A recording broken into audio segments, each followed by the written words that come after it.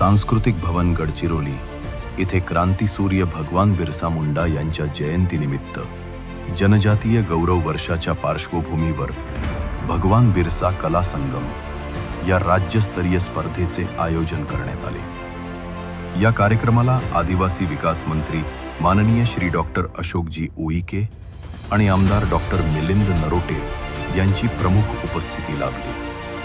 पूर्व विदर्भातील अनेक आदिवासी कलाकारांनी आपली परंपरा, संस्कृती आणि कला रंगमंचावर सादर करत अनोखी ओळख निर्माण केली। सदरील स्पर्धेतील विजेत्यांना बक्षिसे प्रदान करण्यात आली। चित्रकला स्पर्धेतही आदिवासी बांधवांनी आपल्या वैशिष्ट्यपूर्ण कला शैलीने कार्यक्रमाला सांस्कृतिक रंग भरले।